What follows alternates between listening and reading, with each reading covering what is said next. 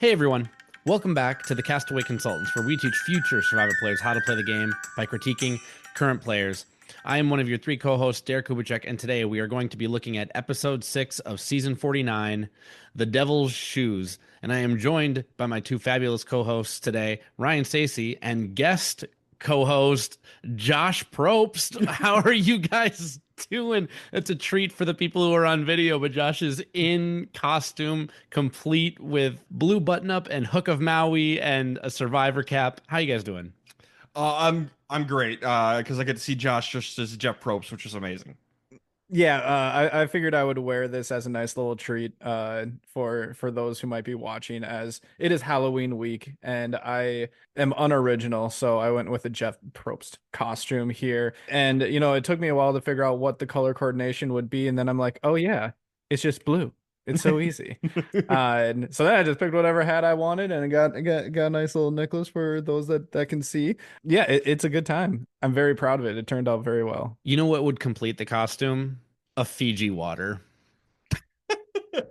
No. Not a podcast sponsor, but Fiji water. If you want to sponsor us, please do. That's funny. That's really funny. I'm surprised Fiji Water doesn't sponsor Survivor at this point. Yeah, honestly. This is the most annoyed that Ryan has been with me. Uh, no. And there is no B. And there is no B. Well, we do have a nice special treat this episode because Josh Probst, did introduce back into the game Ryan and Derek's favorite advantage. Oh boy, I can't wait to get to that. Yeah, okay, so the best part of tonight, no, that's not true. The second best part of tonight is Josh's costume. We'll get into the best part of the night, but we have a big worst part of the night to get into as well. Can we just get into spoilers? I think we can just jump right in tonight. 3, 2, 1, spoilers. Okay, so the second best part of the night is Josh's costume. The worst part of the night, Knowledge's power is back. For the fifth time? Like Michael Myers, we just can't kill this thing. Jeff, we all hate it. Josh, we all hate this thing. Stop it. Oh, gosh. Well, too bad. I don't care. Clearly. I really hope the On Fire with Jeff Probst podcast, Jeremy Collins is the host this season. I hope he torches Jeff over this. Please, Jeremy, I know you're a big fan of this podcast. Before you record with Jeff, just give him all the crap about Knowledge Power because it is just the worst. This reminds me of a meme way back in the day when I was trying to do like not guerrilla marketing, but being more active in the Survivor community before I basically turned off all social media for myself. I posted a meme in the Survivor subreddit. It was from Wreck-It Ralph. Wreck-It Ralph like feeding all of the little cakes to the bunny until it explodes, and then everyone looking on in horror. Well, I had posted like the Survivor players as the bunny and Jeff shoving Knowledge's power down their throats with the audience watching in pure horror. It's accurate. Jeff, stop trying to make fetch happen. Kip is never going to happen. So here's hoping it epically fails once again and we never get it again, which I've said many times now. Best part of the night. Shannon went home, and I'm so happy. I'm so happy. I hit my breaking point with Shannon in this episode. I wrote in my notes, F Shannon, not in a good way, in a bad way. She's the worst. I want her out of here. I can't stand her. And she's gone. Hallelujah. It's been a slow build with Sage and Shannon, and when they initially got swapped, and we'll get into, how all of this got swapped into three tribes of four, I wasn't sure that Sage was going to continue to put pressure on the I want Shannon to go home. But we'll have to see how that all shakes out when we get into the episode proper. All I can say for myself is I was very happy as well to see Shannon leave. When you see someone, I guess the edit can do wondrous things, but I feel like it captured the inauthenticity pretty well with Shannon, especially with the hey, we're going to start a dialogue, except I really think I'm meant to be here. And you know what? I think a certain part of Shannon believes that. But when you say that to everybody, it stops meaning something. Yeah, she's very phony, and I'm very glad she's gone. I've never met Shannon personally. I was ready to see her get voted off of season 49. I have never met Shannon personally. I've seen her TikToks, and I have no desire to ever meet her personally. Yeah, and I think that she actually is being pretty genuine. I don't think it's very phony. I think it's just annoying. It's annoying, and I don't like, kind of utilizing that within the game, at least the way that she is. So, yeah, I was glad to see her gone as well. So, yeah, I cheered. I straight up cheered. Oh, we both hooped and hollered, and I messaged Josh about it immediately afterward. I just laughed. I did have a moment where I felt really bad because after she got her second vote, I saw her lips purse like, oh, here it comes. And then obviously the final vote gets read, but You felt really bad, and I felt great. it's just a moment. Like there's this human connection moment where it's oh, because some people, they exhale or people react in different ways, but hers went from smile to oh, that's interesting to oh. I can connect with humans too, but sometimes it's through disdain. Commiseration is a powerful bonding agent. And she did it to herself. Yes, 100%. Yes, this is well, we're going to talk about how this was another example of a pre-merge big brain. Yeah, this was self-inflicted. Should we jump into the episode? Yes, we should. Okay, so after the Jason vote last week, the final five on Hina, they agree to go to the final five together. Technically still possible. We're not going to lose any of these people tonight. But Jawan's going to tell us he thinks Sophie B should be next to go if they go back to Tribal Council. Cut to Savannah saying Jawan should be next to go. Whoops. Yeah. But none of that's going to matter because we're going to do another tribe swap. And I really like Jerky Jeff doing a little fake out. Like, oh, 12 would be a great number to do a merge. It'd also be a great number to do a tribe swap. Drop your buffs. And another prime example of, for as much as we give Jeff the producer, the executive producer gripe, and deservingly so sometimes, Jeff is absolutely a showman, and you can tell that he's practiced, he's weathered in this, he knows what he's doing. And he was really excited for this little blurb. And I was so excited as he was making the reveal that, nope, no merge. So good on you, Jeff. I appreciate the showmanship surrounding stuff like this. Thank you. Yeah, You're welcome. No, thanks. Yeah, you're his cousin, right? Josh Probst. Yeah. So new tribe swaps, 3 tribes of 4. New Hina is going to have MC, Sophie B, Rizzo, and Savannah. So MC is the obvious one out here. Over on Kaylee, we're going to have Steven, Shannon, Sage, and Juwan. So obviously Steven's going to go home here. And then over on Uli, it's Nate, Alex, Christina, and Sophie S. Obviously Nate's going to go home here. We'll see what happens, even though we've already covered it. Christina is going to have like a moment because Jeff's going to tell us that this is one of the hottest seasons ever. And so Christina actually almost passes out. She's got to sit down and medical comes and checks on her. She's fine.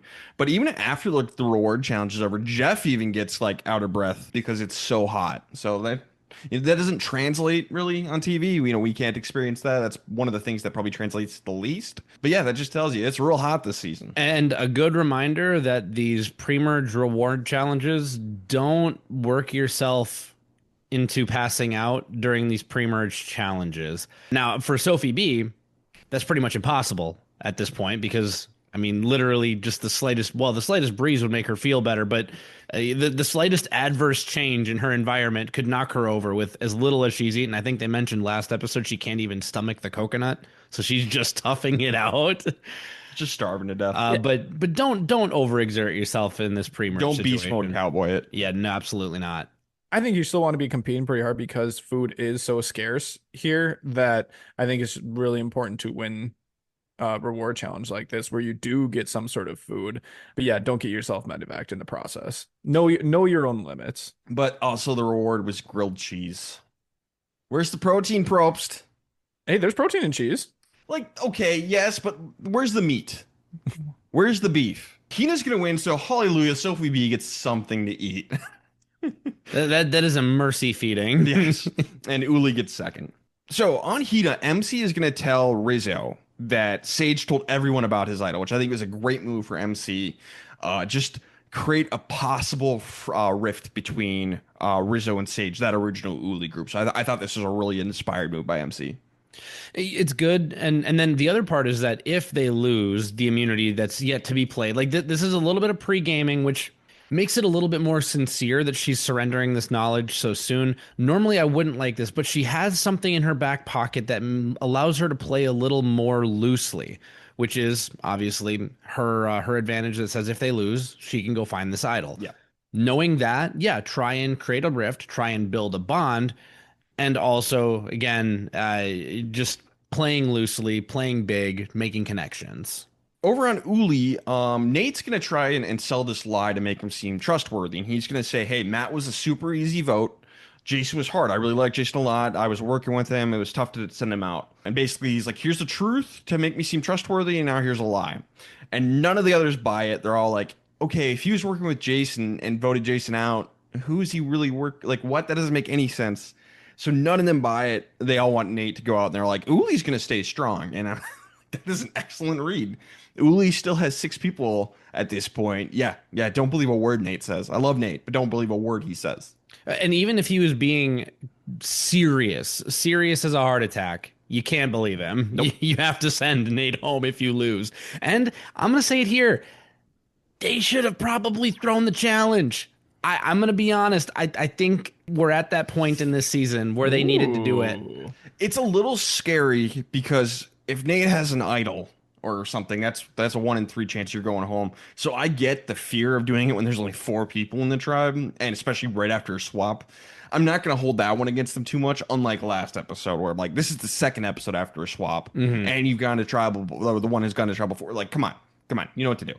Well, keep in mind, though, that a lot of people do know that Rizzo has the idol from that tribe. So if, unless there are multiple idols out there, Nate probably is safe from not having one. But then there's also shot in the dark to consider. I know it's only 1 in 6, but still, it's a reason to be afraid. Be afraid. Be very afraid. Over on Kaylee, Jawan and Steven are going to bond over being nerds, and they get along great. But the plan is still Shannon, Jawan, and Sage are going to stick together, and they're going to take out Steven. Jawan and Shannon, at the very least, are on board with this so far. Sage, not so much, but we'll come back to that. We'll pick that scab. On Hina, Christina wants to try and get Nate to not play a shot in the dark. So she wants to try and build a bond with him, have Alex build a bond with him, and throw out Sophie S as the decoy vote. As we've seen a great many times on Survivor, this is a bad call to do because Sophie S does not like this at all. And it turns out Sophie S, bit of a temper. I wish we were seeing more of her because I really like Sophie S. Hey, this could be the start of, we saw in whatever season that was Genevieve.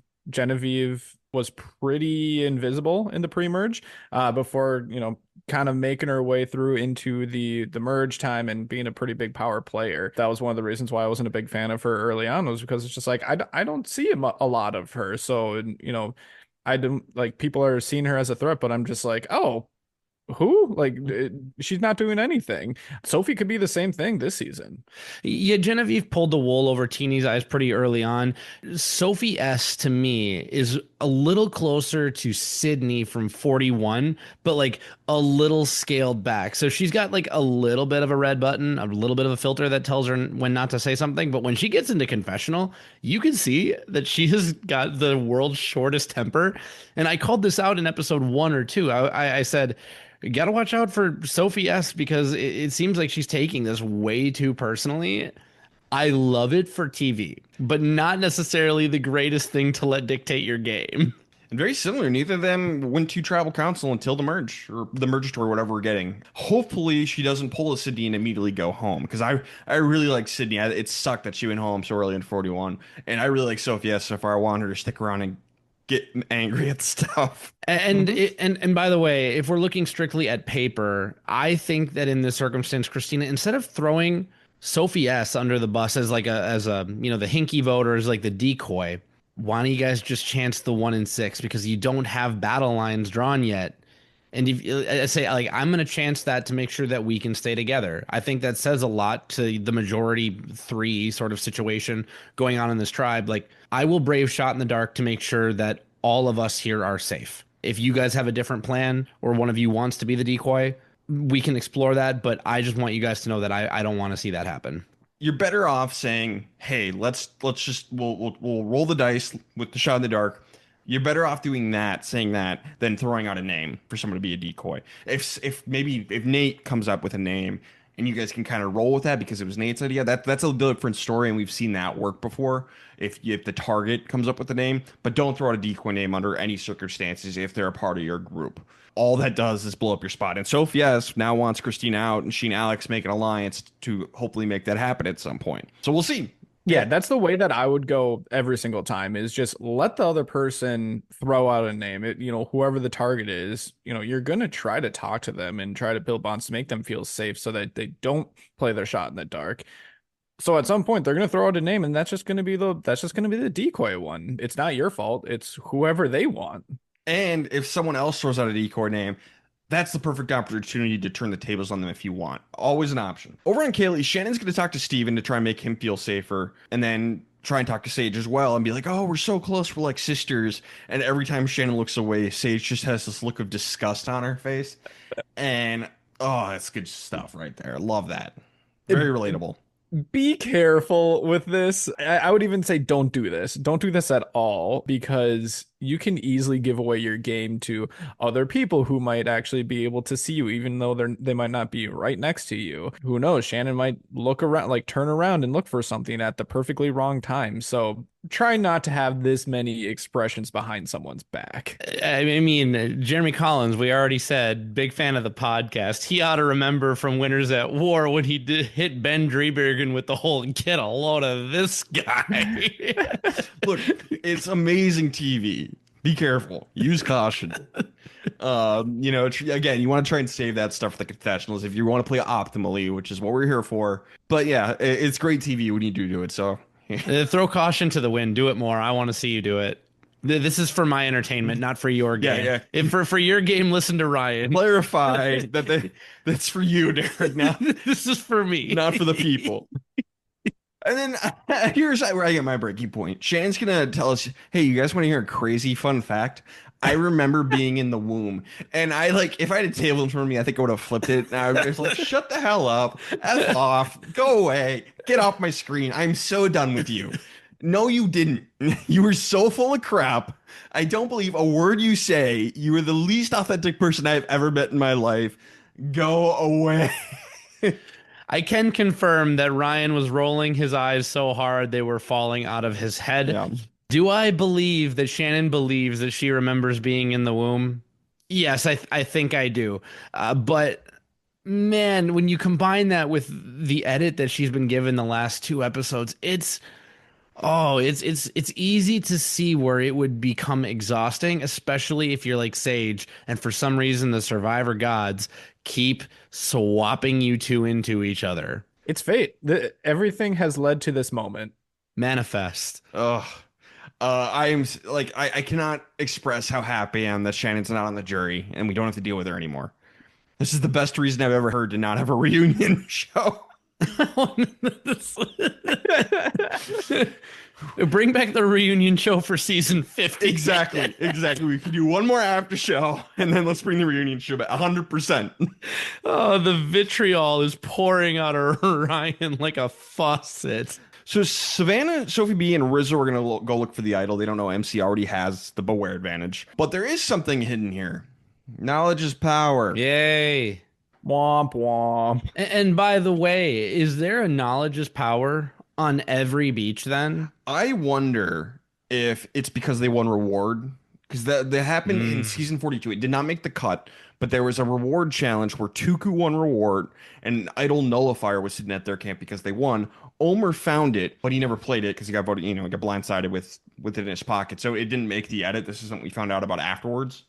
So I'm wondering if it's just because they won the reward, they got the shot at knowledge's power. I do the idol nullifier instead. Knowledge power sucks. Sophie B is gonna find it. Do almost anything over knowledge's Do power. medallion of power. Yes.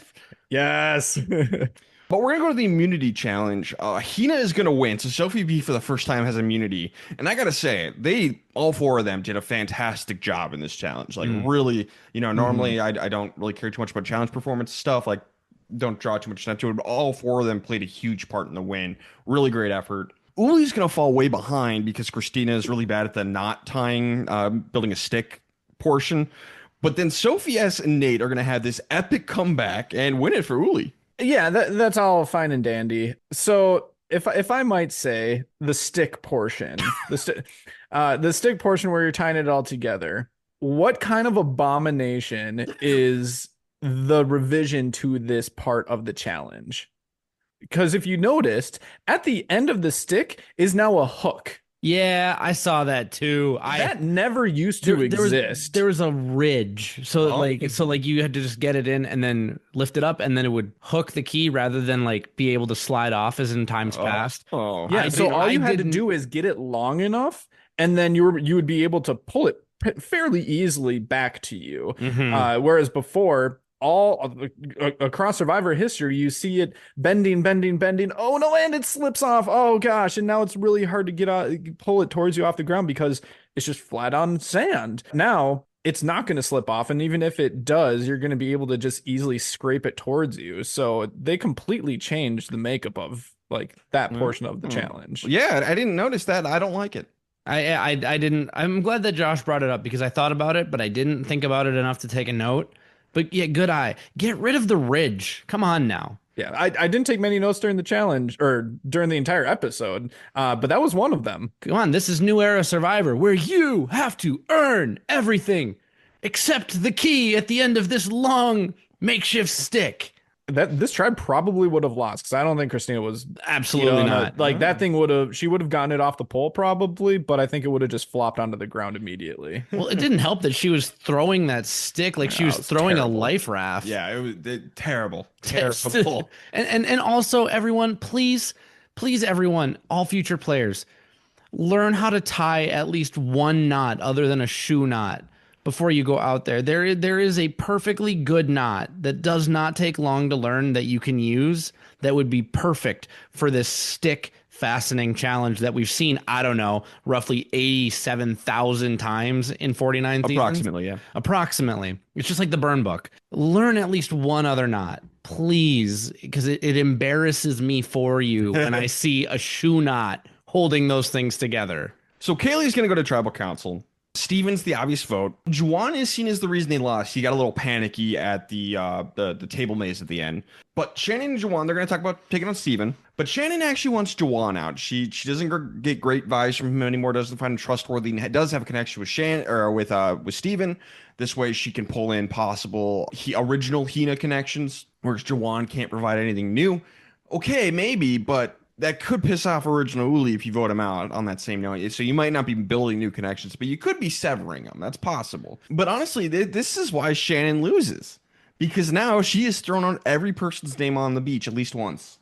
That's true. And this is Shannon trying to continue her strategy from last week, where it was going to be the 2-2-2 strategy, where you're not necessarily in an alliance, but at least you're warning each other and keeping your name off the block come emerge. Because that was the conversation that she woke Steven up with on the beach last week, was this discussion of the 2-2-2. And she wants to keep it going. She even said, and I think correctly said, those other people in Uli are not going to miss Juwan, which at least Savannah wouldn't, and then Nate's going to go along with it, and I don't think Rizzo cares all that much either. So I think she's got a fair read. However, you're not with Savannah, Nate, and Rizzo right now. Unfortunately, you are with Juwan and Steven and Sage. You really got to understand that you can make certain moves with certain people, and even though the move might make sense, you can't make those moves with everybody. Shannon and Sage are going to talk and they're going to agree on Juwan, but Sage actually wants Shannon out. So she's going to tell Juwan that Shannon's coming for him and that she had been gunning for her previously. So, she wants her out as well. And Juwan's a little hesitant to turn on Shannon. It's like, dude, she threw out your name. Like, he's going to go for it eventually, but like, she threw out your name, dude.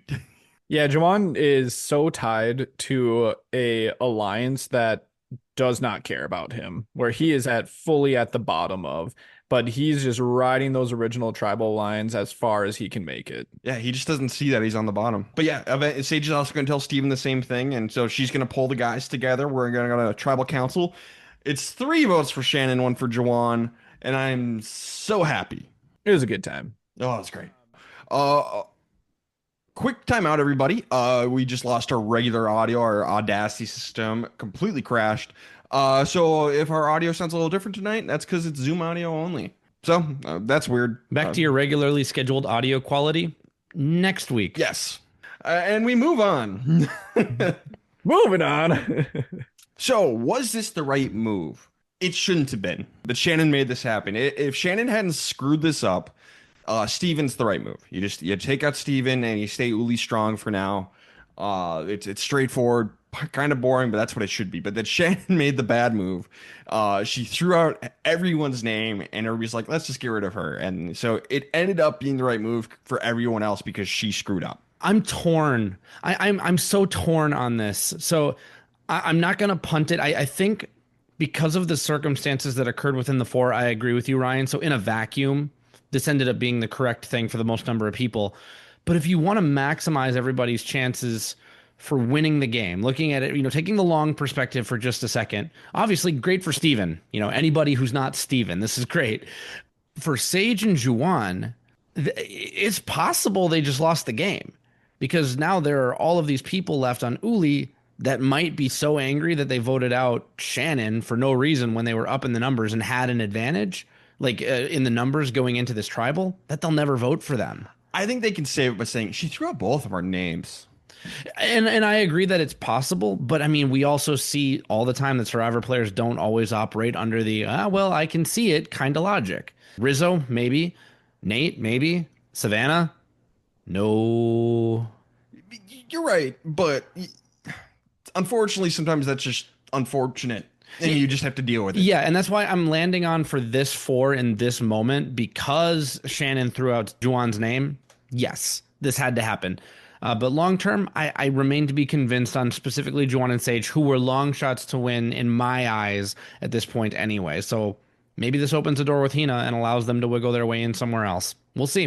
What do you think, Josh? I thought that this was the right move. I thought it was the right one because Sage, for a while, has not wanted Shannon around. She doesn't trust her, really. And it helps that she threw out Juwan's name. But this has been a really big topic of the last couple of episodes, that it's, this war between Uli and Hina. And I think what this really helps do is show that Uli isn't just like this big, strong 6 that needs to be targeted by everyone to like just priority number 1, let's take down 1 or 2 Uli members at the merge. That should now just, that should be removed. That factor should be removed once you actually merge. That doesn't mean it's not going to be an Uli, but it's not going to be, everyone against Uli, see if there's fractures, and then have it 100% be one of them. So I think that this was pretty good, especially since it was, someone that they weren't really looking at working with long term. Now, if this was a group of 3 Uli who were really tight together, yeah, don't take out one of your own just for the sake of doing it, heading into a merge.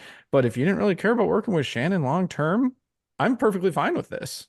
Even if she, honestly, even if she didn't throw out Juwan's name, Sage already didn't have good vibes with her. So I'm good with it. Yeah, good point that it's a pressure release valve. Did social media have thoughts on this? According to social media, like 94% of people said that yes, this is the right move. The right person went home tonight. Oh, yeah. I mean, we have our beef with social media, but I think that social media got this one about 94%. I would imagine. Correct. There were a decent amount of votes too. So like this wasn't just like, 5 people voted and all but one. No, this was a decent amount. So pretty strong feelings here. Yeah, I think Shannon is not well liked, I would imagine. All right. Let's get into best and worst player of the episode. Derek, kick us off. Who do you got? Yeah, for the best, I have Steven. And honestly, a big part of it is he should have been the one going home, but he was actually the only one who was really never in any danger here. I guess Sage really wasn't, but he did enough to connect with Juwan, and then he let the wolves tear themselves to pieces, and he's going to come out unscathed. With options going forward and potentially 2 new allies that he can use if he would like. So I've got Steven. I was really thinking about Steven. I am going to give it to Sage just because she's been wanting to do this for a couple of episodes now. So she was able to pull the trigger, get Juwan on board. It shouldn't have been that hard to get him on board, but with a player like Juwan, you got to be good enough in order to do it. So good on her. Best player. I gave Steven an honorable mention. I just think it was more what other people did, less what he did. He could have lost the game here. He could have, but and he did a good job bonding with Juwan. He did, but that wasn't enough to save him at first. It seemed it was Shannon screwing up that saved Steven, I think, potentially. But I gave him an honorable mention. He just didn't win best for me. I also gave an honorable mention to Sophie S and MC. Ultimately, I don't like it, but I'm going to give it to Sophie B. She was amazing in the challenge, and she found the knowledge is power. I just think she improved her spot the most out of all the people I had in the running. I hate it, but it will probably be good for her. It can potentially be really, really great for her. But yeah, again, a lot of honorable mentions tonight. And I don't know if we mentioned it, but she didn't tell anybody. She didn't tell anybody about the knowledge is power. So and now she shouldn't tell anybody. No, no, she absolutely shouldn't because people are coming to her with information. She already knows about One Idol for sure. So that can just get better and better. Knowledge is power is worthless if other people know about it. That's why it's never worked. And hopefully it won't work again, but if anybody can pull it off, it's Sophie B, I think. Worst player of the episode, Josh, who do you got? Oh man, I was debating between two people here, and I was kind of bouncing back and forth.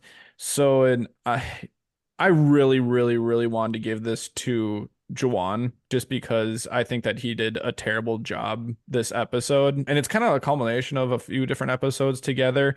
We didn't really mention it, but he has the worst absolute poker face in the world when it comes to tribal council. Like he's essentially trying to word things in ways that it's like, oh, it's a little mysterious, but it's like, no, there's four people on this tribe. It's very clear who you're talking about, Jawan. Maybe he didn't really care at that point, but again, you should at tribal council. So watch your words a little bit better. I'm gonna give it to Christina though, just because of she almost blew it for them in the immunity challenge. If it wasn't for the little hook, the little ridge on the edge of the stick, I think they would have actually lost that challenge because of her and her only.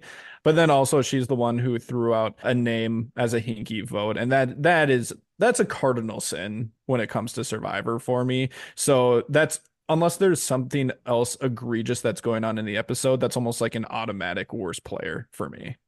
Yeah, I agree with Josh. I mean, I completely ignored her challenge performance. I don't really care. Like, if you suck at the challenge, but you guys still win, I don't care at all about that anymore. It gets wiped out because nobody remembers that part. It's enough alone for her throwing out Sophie S as the decoy vote for me to give her worst player. Yeah, I'm not even going to add anything to that. I'll just say because Nate is my winner pick. If Nate goes on to win this season, it's because Survivor added this nub to the end of this stick. So, Nate, if you are the winner of season 49 and you're obviously a big fan of this podcast, bow down, revere the nub on the stick. Bow down to it, man, because you were gone. So we're at the end of the pre-merge. We were merging or mergatoring, whatever we're doing in the next episode, but we're all living on the same beach. So end of the pre-merge is here. So this is where we check in best and worst player of the pre-merge. As a reminder, anyone who's been eliminated is not eligible. So we can't give Jake best or worst player. It's only the 11 who have made it to this point. So I'll go first. My best player, I think, is Slam Dunk Sophie B. She's been to every tribal council except one, and got knowledge is power in this episode. She survived them all. She did great in all of them. So I think it's Sophie B. I'm gonna go in a different direction. I'm not giving it to anyone on original Kaylee because that tribe was absolutely pathetic for the longest time. And you know there are circumstances, but like you know in a Matt Singh situation, Malcolm and Denise were not the problem on Matt Singh. Everyone on Kaylee was equally a problem until it was evaporated. Oh, it was equally a problem. I'm going a problem. I'm going to say equally a problem until it evaporated. And in fact, the person who was the least problem got bit by a snake. Like that's how snake bitten that tribe was. That's true either. If he was the least problem. Anyway, I went with Steven mostly because he kept his options open on the original tribe. He was in a good spot after the first swap, but then he did something on this one that no one else has had a chance to prove that they could do and have a vote put to it.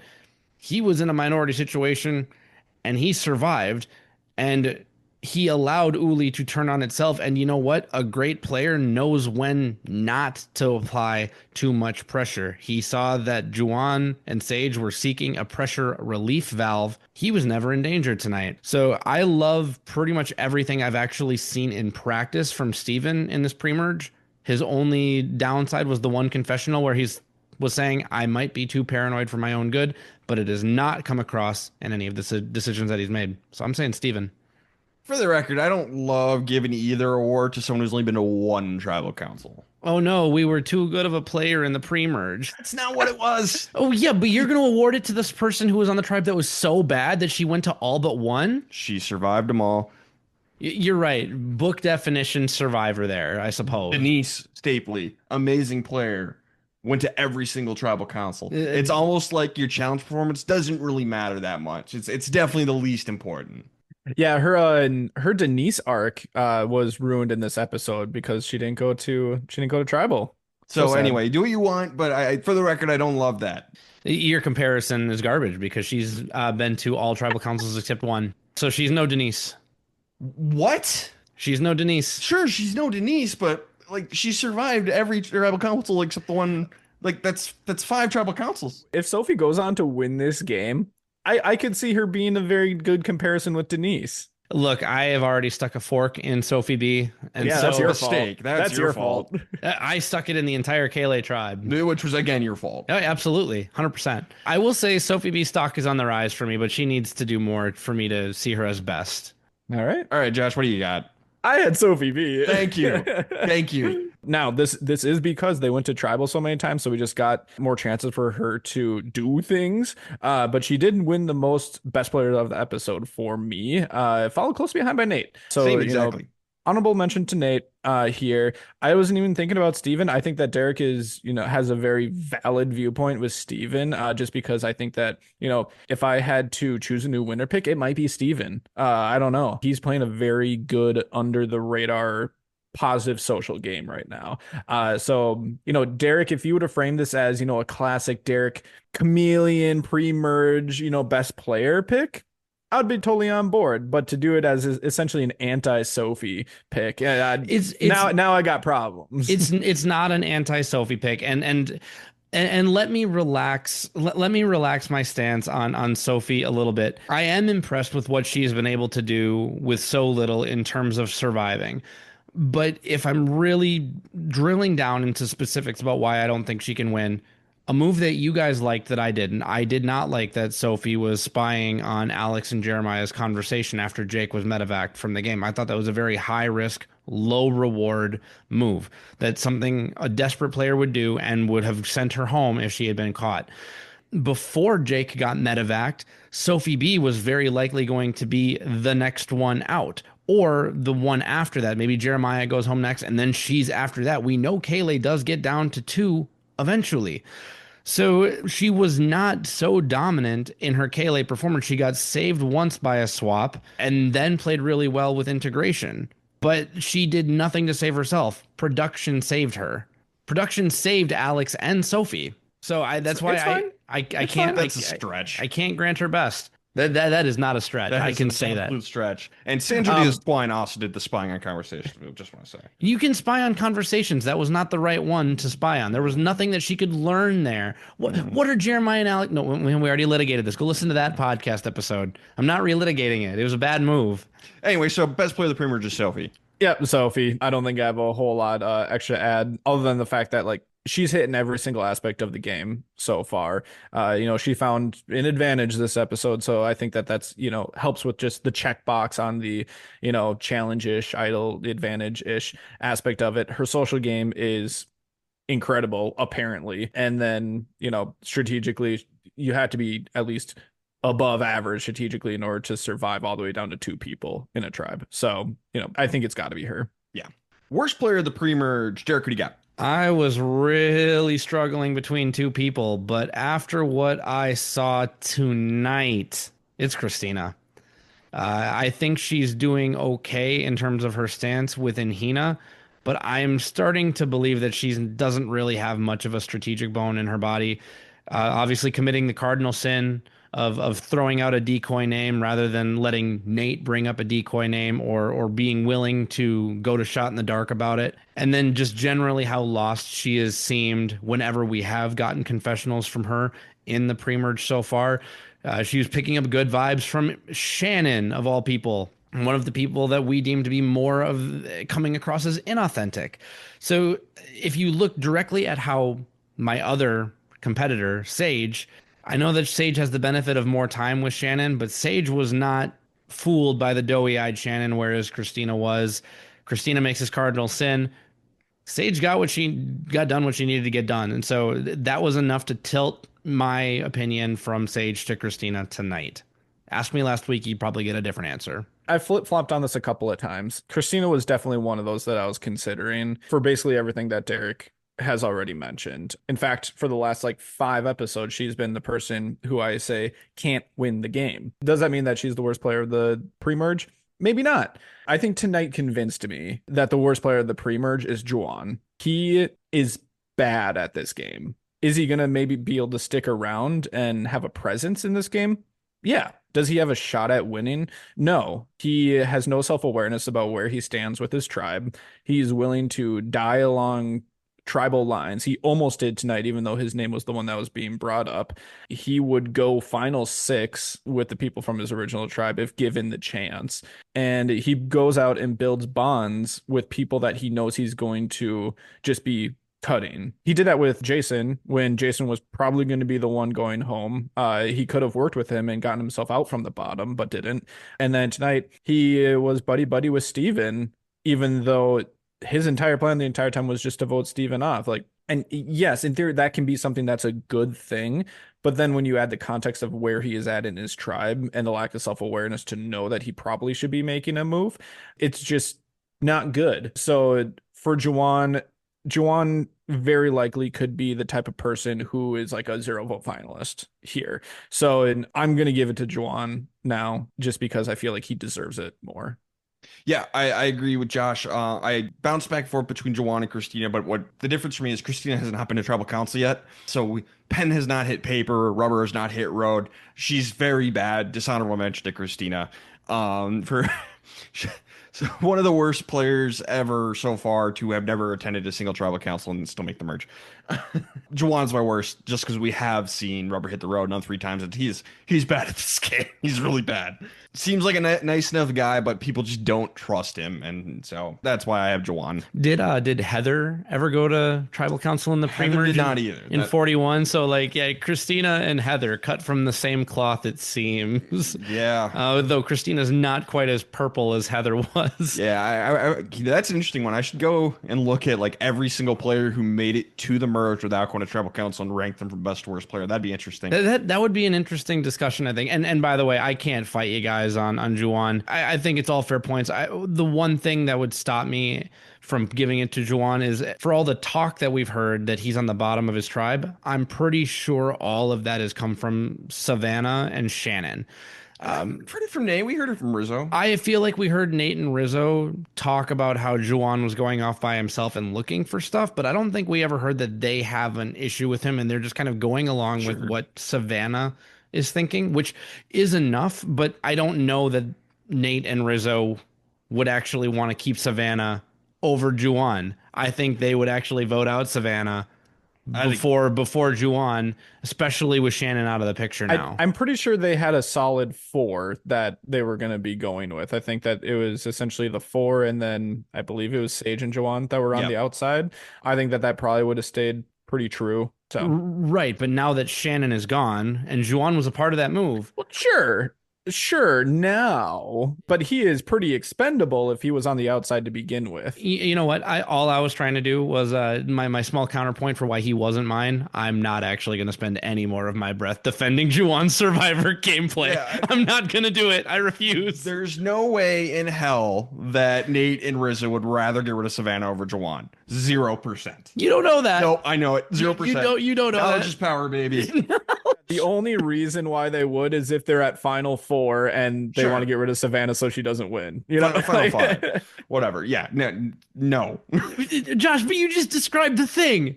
You just said the thing. If they go to the end, Uli strong, that matters. Yeah, but that's not gonna happen. But we're at the merge. Unless we're getting a Reba 4 here. Like, Juwan is a good pick, guys. I respect the pick. I do. Thank you. And that's all you had to say. I'm here to argue. You don't need to be. If it's a bad and dumb argument, you don't need to argue it. Chaotic stubborn. No. And the other thing we got to do since it's the pre-merge is over now, we got to check in with our winner picks. So Josh, your original winner pick was Savannah. How do you feel? Would you keep Savannah? Would you move on to someone else? Oh gosh. Man, I like Savannah. I do really like Savannah. It is tough. I'm gonna stick with her just because you're stubborn. She's my girl, but it is very tempting to go with someone like Nate, like Steven. So I'm gonna stick with her. But if I would switch, it'd probably be one of those two. It's a very neutral, stubborn thing to do. No, I don't know if it's very neutral, stubborn. It's You're right, I'm teasing. It's I know Ryan doesn't like Savannah. I don't. So I'm definitely remember when you said that she had no shot here and that she was gonna go out immediately? I do. And I was wrong about that. Kayla exists. That helps. That helps a lot. It apparently is the best of the pre-merge, apparently. But hey, she has been to tribal council twice. My winner pick is Sophie B, and I'm staying there. I feel pretty good about it. There's other people I really like too, but I'm definitely really great on Sophie B. Yeah, my original winner pick was Nate. And just like you guys, and perhaps this is uninspired, I'm okay with sticking with Nate here. But that said, I can see Sophie B finding a way to win the game. Savannah, I'm more convinced now than I am after episode 1 that Savannah will not be winning this game. So I'm surprised that you're holding on to that. If I were to switch, which I'm not, I would switch to either a Steven or a Sophie B at this point. I would really need to think about that. Says the man who put a fork in Sophie B. Yes. Yeah, but I put a fork in Sophie B after 2 episodes or 3 episodes. The rules of that game is that I have to live with the shame, and I will continue to live with that shame if I need to. I've always said can't wait for them to prove me wrong, and I can't wait for Sophie B to prove me wrong. I can't wait for Sophie B to prove you wrong. I'm gonna be so happy.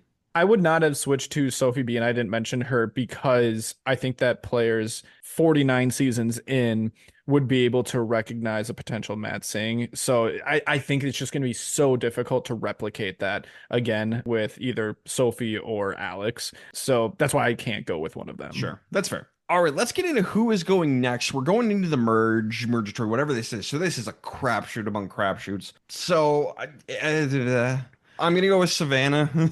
I think what's going to happen is if I had to predict, which I'm going to, I think that core Uli group will still end up being the target, even though Shannon went home. And I think Savannah is going to be so pissed that one of her closest allies went home that she's just going to go off and draw targets onto herself, and she'll go home. Especially considering people know Rizzo has an idol. So I really considered Savannah and Nate. I'd rather see Savannah go home, so I can pick Savannah. Yeah, I went in a slightly different direction, but stayed on the same original tribe. I said Juwan for exactly the same reason that you said, except I think that Savannah and Nate and Rizzo being kind of a trio in the game, no one's going to want to try and rock that boat too hard. Take Uli down another number. They cannibalize themselves, do a little bit more pressure relief.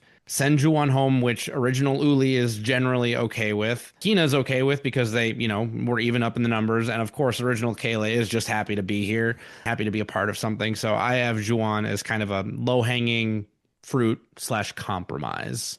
Yeah, I think Savannah has made too many connections to this point. I think that Sophie B joining in on the conversation there is going to really help and also make that connection with Alex. Yeah, I can really see this being Juwan. I could also see this being Sage. I think that, the move that she made, since she was already kind of on the outs on the bottom, it gets turned right back around on her. It helps that she was able to save someone like Steven, so maybe she's able to bridge the gap and have it deflect to someone else on Uli. I do think it's going to be someone on Uli, but I'm going to take a shot and say Sage here. Okay. Yeah, who knows what it's going to be. It's going to be wild. Juwan would be my other one, though. All right. Let's get into who cannot win this game. Let's see if there's any updates here. Derek, where you at? I changed my mind. Who did you have last week? I have had Sage since day 1, and I have moved on to Christina. I think that I could move it to either Juwan or Christina at this point. But I think final 2, Juwan, Christina, at least Juwan has tried to play the game, albeit incorrectly. I have no idea how those would break out, so I'm going with the person whose game I like less, and that's Christina's. And starting next week, you'll have the option to give it to both, because we move on to 2 next week. Yep. So for the 5th straight week, I'm going to keep it at Christina. Congratulations on finally finding your way to the right person, Derek. Hey, Sage finally did something. I promised that as soon as she does something, and it's funny because I'm now closer than I ever have been from switching it off of Christina.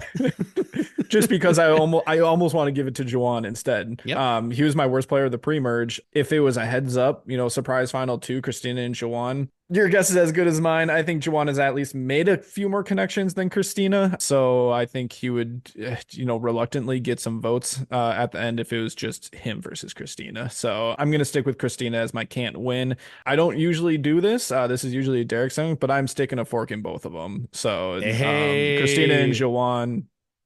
You guys are always welcome to play forks with me. And I only do it when I'm like positive. I'm not going to take bold swings like Derek and then be wrong in the future just because, I have a feeling in my stomach. So I got my 2 right now, and that's it. Just want to point out I was wrong one time, and it was Gabler. So like y'all gotta leave me alone. Look, everyone was wrong about Gabler. All of us, every single person. Well, including the people who voted for him to win. Yeah. I don't hardly ever say that the jury is wrong, but Do you have any other forks for the season, or is it just the 2? Sage Taylor's. is also has a fork in her. So I've got a fork in Sage, Sophie, and Alex. That's it. Gonna add any? Okay. I want to see what happens come merge before I add another fork, but I've got a couple in the hopper that would not be surprises. We're gonna go through the merge, and Derek's gonna wipe out half of the or half of the remaining cast. Well, I had Jawan last week. I'm going to stay there, and I'm willing to put a fork in Jawan for sure. Christina, I'd consider, but she hasn't been to a tribal council yet, so I want to at least give her the chance before I completely write her off. I think that is likely that I will completely write her off. But yeah, I think Jawan's got no shot. So Jawan's my pick, and it's staying that way. Last thing we got to check in is with the survivor pool. Where are we at? Yeah, so last week Ryan had picked Rizzo, Derek picked Savannah, and I had picked Sophie S. So we all live another week, and also all of our listeners made it through another week. Congratulations to everyone. Thank you for, continuing to play and keep getting those survivor picks in on Spotify or any other social media that you have been using. So thank you. On to this week. I will note it is we're at the merge. Starting to get a little interesting. I noticed that I'm down in the numbers a little bit with remaining people. I've had some people go home that I had not picked, whereas Ryan and Derek have been doing a little bit better job. So I'm gonna have to start taking some swings. Just letting you know. Okay, well, you're up, so take your swing. My first swing. I'm gonna go with Jawan today. I don't think he's really long for this game, so I'm gonna go ahead and pick him because he could go at any moment. He very well could go in the merge, but I don't have the luxury of wasting a person, assuming that you guys are gonna stick in the game for a decent amount of time. So I think I have to work under the assumption that neither of you are going to really pick someone who is just gonna, get ousted in a blind side. Very well could happen, but I'm gonna have to take some swings and go with Jawan. That's a nice assumption to make of us. Yeah. I'm going to go with a safer pick, someone who could probably get an idol in this episode. I'm going to go with MC because it's the merge. It's risky. I think she can probably find her idol. Yeah, you're the only person who had not picked MC yet. Yeah. I've already wasted most of my hardware now. I think I have, I guess, one person technically with Sophie B and her knowledge is power, but I'm gonna take a swing tonight too because this is, I think, the last time I'm gonna be willing to pick this person. I'm going with Sage, and I think either me or Josh will be out after next week. I think Steven is going to appreciate the fact that Sage saved him.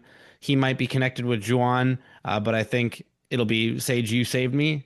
And that shield lasts exactly one episode. So I want her out of my people to pick now. And you know what? If I go home on this, I went down swinging at a fastball. Yeah, Sage was the other person I was debating because, again, kind of like what you're saying, I don't think she's long for this world. So use her while you can. And we didn't get anything good from next time on Survivor, so I can't use Hibicki's Law to save me. That's not true. Savannah was running around a lot. Yeah, you went against Hibicki's Law, Hibicki's hypothesis for your next to go home as Savannah. I just want to point that out. It's a little bit. It's a 90% rule, so it means about once a season.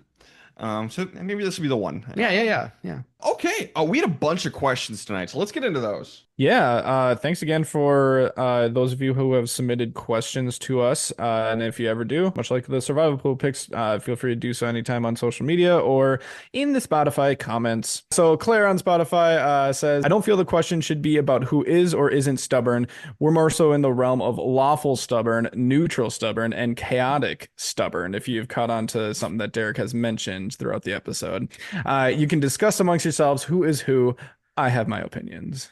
Well, Claire, first of all, I want to know your opinion, so please let us know. But I feel very strongly that Josh is neutral stubborn. Yeah, that's fair. Yep. And I think when it comes to Survivor, and especially in consulting on this podcast, Ryan is the lawful stubborn, where if you go against game theory, he's saying you're the dumbest person alive and he wants you off the screen. Whereas I like to be a little bit chaotic stubborn, where I will go off on my tangent and say, like, Ryan, I don't like your rules. I like what so and so did that was a little bit maverick. If you want to be a legend, this is how you do it. So that's just my opinion. I don't know what you boys think. I agree with that. I think Derek's 100% spot on. The neutral side with me. How often do we have me be like a tiebreaker, just like, oh yeah, I suppose. Derek has just been chaotic throughout the history of this podcast, with just some interesting, is one way to put it, That's takes. polite. And usually he is very stubborn about them. So, and then yeah, like you said, Ryan, he has his rules, he goes by the book, and he sticks with it. Even when he's wrong, he sticks with it. So, yeah, I think that's definitely Ryan too. The thing with the rules, though, is yeah, sometimes I'm wrong, but odds are I'm going to be right. I'm playing the safe gamble. I'm taking the best odds. Ryan, you could Yeah. say there are certain rules that one must abide by in order to successfully survive a season of Survivor. Yes. So I think I've discovered this about myself. Growing up, I was fascinated by survival stories, whether they be on an island, whether they be like a horror situation. And I was always interested in why did some people make it and some people didn't. That fascinated me from a very early age. And when I heard like Scream has these rules, Zombieland has these rules. There's podcasts, David Bloomberg's got these rules. And all of this is what really interested me. And all of that interest grew into both of these podcasts, eventually Castaway Consultants and then How to Survive a Horror Movie. So yes, there are rules. They're not foolproof rules, but they are the best odds for survival. However, the one thing I want to mention there, specifically we were talking about, I think with the stubborn comment, was who can't win. Yes. And I think in that front, I'm a little more chaotic for sure, because I'm definitely more willing to switch. So I think on that one only, and only that section of the podcast, Derek is the lawful one, Josh is the neutral one still, and I'm the chaotic one. But everywhere else, I think it's the reverse. It's so Weird. weird. I'm still always the neutral. Yes. You're more lawful stubborn on who can't win, though. You're like me. You're like me. Yeah, you two are very similar on that one. Yeah, I guess that's So great good. question. I loved the question, or whatever you want, however you want to phrase it. I loved the thought-provoking experiment. Yes, the thought experiment there was great. Now, Claire, you need to share, and everyone else, you can share your opinions too. All right, next up, Fairway Dave on Spotify. What are the rules with the advantage idol? If you find this, can you read it and then put it back if you don't want it? Or is it once you open it, it becomes yours? Can you find this and hide it somewhere else? Say bury it so that nobody finds it. And also, unrelated to the question, you did say keep up the great discussions, by far the best Survivor podcast out there. Dang right, Fairway Dave. I had Thank to you. mention that. We appreciate you, Fairway Dave. No, with the Beware Advantage, you could, like, if you find the package in the jungle, you can put it back. You can't hide it. Like, try and cover it. Maybe you can put a few more leaves on it. But production won't let you hide it. But if you open it, it's yours, and beware. So yeah, you can't put it back once you've opened it. Yeah, it's an interesting question because I feel like once they introduced it in the first couple of seasons of the new era, they didn't really revisit it. So, if you weren't paying that much attention in the beginning of the new era, maybe if you're a new fan, sometimes Survivor needs to reclarify some of the rules that have been out there. Next up, we have Ben from Spotify. He says, 8.5 seasons in, what are your favorite and least favorite things about the new era? Mine would be casting diversity and losing votes, respectively. Least favorite thing for sure is knowledge is power, just like BS twists. BS twists has always been my least favorite thing about Survivor. I don't mind twists, but BS twists are bad. Best thing about new Survivor? Hmm. Well, this is a pregnant pause. Is this a forever pause? This might be a forever pause. It might by be Ryan. I'm trying to think of the best thing. What is one good thing, even if it's not that great, if it's a positive? Come back to me. Oh no. Okay, I'll go. I do like that Survivor's taking chances. I like that they're trying new things because the game can get stale. I like that they introduce things like Mystery Adventure Island a little bit more, that they are willing to try out things like sweat and savvy and make, variations based off of this just because I do want the game to evolve and change. Even if you don't go back to those things, I want them to take those chances. Kind of on the flip side of that, even if it's in the exact same headspace, is when you do things like that, it has seemed at least recently to get a little repetitive. So even though they do try to, try new things, it seems like we kind of are getting the same structure a lot recently. Now, this season seems to be a little bit of an outlier where we do have another tribe swap, but it's been a while, but would love to see two tribes again. I don't know when they would do that, and I know it's been a while, but the entire new era has been 3 tribes, and it seems like it's always just kind of cookie cutter the same thing. So we also haven't had any themes. I would like to see a couple of themes come back. So I think that's where, if that works, that's my least favorite things about the new era. You have all those things you just said for the reason why I'm having a hard time with best. Have you thought of one yet? Nope. All right, well, I'll start with best. I think making steps forward with casting diversity is an important thing, not to just steal right from our listener, but I think that is my favorite part of the new era. I will say there have been a couple times where a production choice, I'll call it production interference, has given the players more choices. In those rare instances, that is my favorite thing. But generally speaking, pulling someone out of the game, not out of the game, but like pulling them out of the game proper and presenting them with a choice is actually constraining them to a binary option, whereas before it was more open world. That's not my least favorite part of the new era.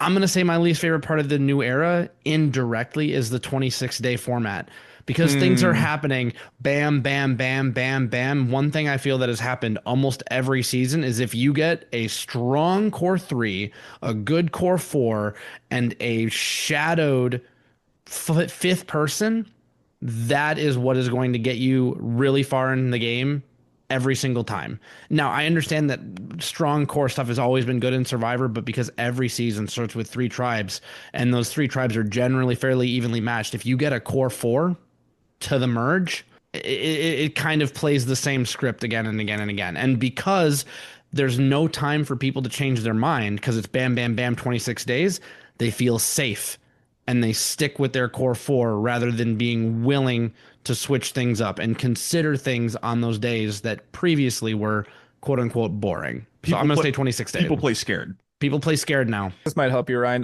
One other thing that I thought of as far as like the best thing is I just remember this being something that was almost a little shocking in 41 when it came up, was almost like the production side of things. It felt a lot more like almost cinematic.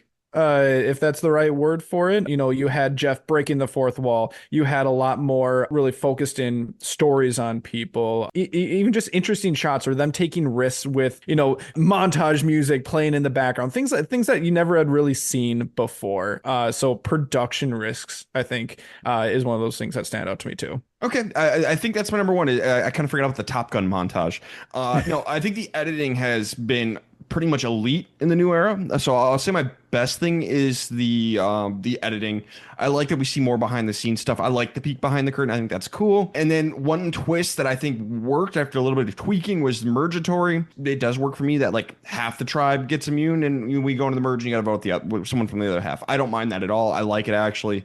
Once we got past the stupid hourglass stuff. So I think generally the mergatory stuff has worked for me. Casting diversity, I like it that we're getting a more diverse background of people, but I think the personalities aren't super diverse anymore in terms of everyone's really happy-go-lucky and nice. I want some mean, grumpy bastards. That's a good point. I don't feel very represented right now. Yeah, there's homogeneity and personality, but not so much. But I also understand they're going for people who have an appreciation and an excitement for the game. But like Ryan said, ideally we're kind of throwing darts at the board and having 18 strangers who are completely different from one another, but not evil people. Not evil people. We want good people, but grumpy people can be good. I mean, look at Ryan. So I know Jeff said with casting for Survivor 50, they wanted joy to be the theme. Screw that. No, give me some grumpy people who aren't just happy. Happy people who are always happy and peppy are exhausting. And I don't really believe them that they're happy all the time. I think they're phony. I don't believe you. I don't. So give me some grumpy people because they're real. Love it. Thank you for the question, Ben. Great questions. Last one for this week is from Dawson. Dawson asks, Nate seems like a really solid player so far, but his biggest weakness is how wimpy and whiny he has been in challenges. We specifically saw this last week when they were pulling, the giant cage in the sand. What's one part of your personality that you think would come out and hurt your game in the heat of the moment?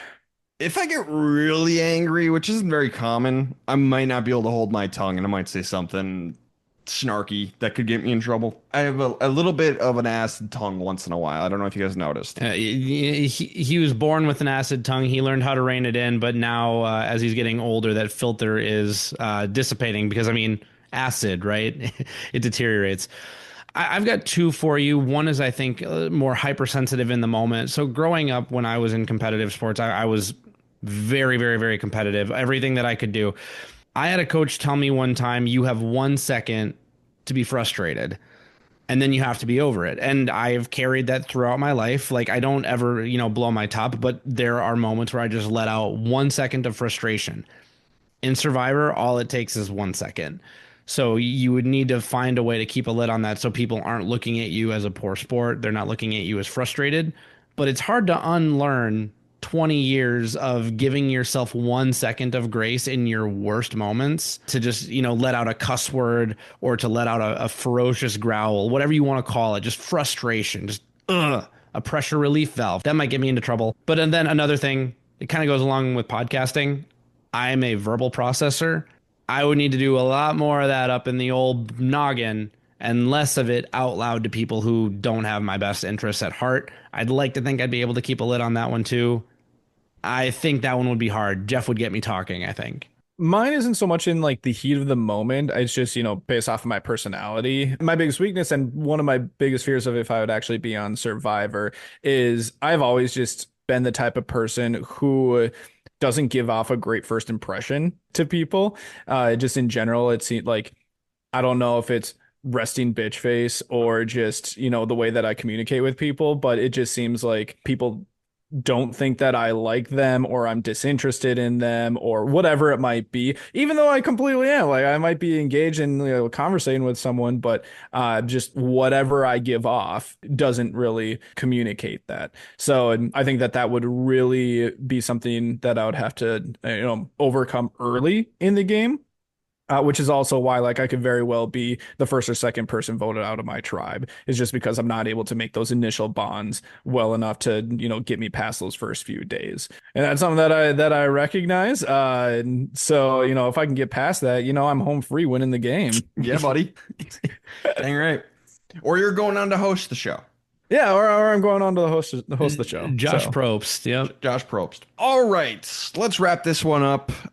Social media. Yeah, you can go follow us anywhere at Castaway Pod, YouTube, TikTok, website, Facebook, is Castaway Consultants.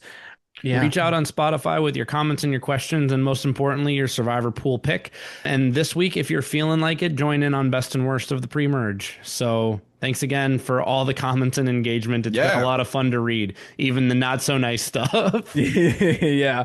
And get ready because the link downs are coming back starting next week. You don't need to put them in this week. Don't worry about it. But, we'll make another announcement next week that they will be back and better than ever. Presumably. Depending on, I guess, with the format and stuff. Maybe not, but maybe they'll be back next week. We'll talk about it next week. We don't know for sure. We don't know for sure. Be prepared. It's right for around the next corner. week. Cool. Anything else, guys? That's it. Happy Halloween. Happy Halloween, everybody. This has been the Castaway Consultants. Got nothing else for you.